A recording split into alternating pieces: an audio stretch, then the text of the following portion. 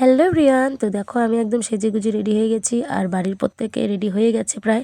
তো এখন আমরা যাব বৌভাতে, মানে আমার বাড়ির পাশে যে আমি বলেছিলাম আমার এক ভাসুরের বিয়ে, তো সেই ভাসুরের বিয়েতেই আর কি, মানে বৌভাতেই আমরা সবাই মিলে যাচ্ছি। তা এখানে আমার ননাসের ছেলে আর আমার প্রত্যেকটা ননাস, মানে আমার তো 6টা ননাস, তো সবাই মানে উপস্থিত ছিল। তো এবার আমরা বৌভাত বাড়িতে চলেও এসেছি আর এখানে বউকেও দেখতে পেলে। তো দাঁড়াও, তোমাদেরকে আমি পুরোপুরিভাবে ভালো করে দেখাবো। আর এখানে দেখো আমার মেয়ে, ভাস্তি আর আমি সবাই। আর আমাকে কেমন লাগছে প্লিজ একটু কমেন্ট করে জানিও তো।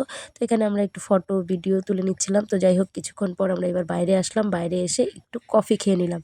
আর খালি কফি খাইনি, সাথে ছিল চিকেন পকোড়া এবং ভেজ পকোড়া। তো আমি যেহেতু চিকেন খাই না, তার জন্য আমি ভেজ পকোড়া নিয়ে নিয়েছিলাম।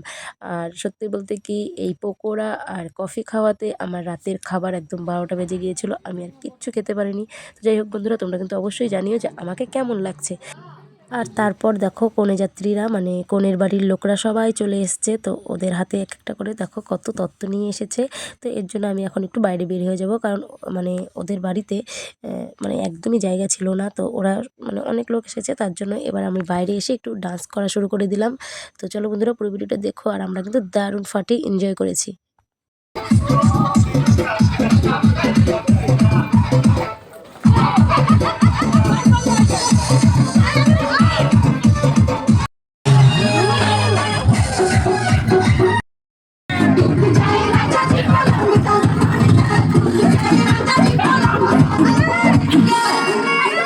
অনেকক্ষণ ডান্স করার পর এবার চলে আসলাম রাতের খাবার খেতে, কিন্তু একদমই কিচ্ছু খেতে পারিনি। ওই যে তোমাদেরকে বললাম, পকোড়া আর কফি খেয়ে আমার পেটের পুরো 12টা বেজে গেছে। তো যাই হোক, একটু হলেও কিছু খেতে হবে, তার জন্য মেয়েকে নিয়ে বসে পড়েছিলাম।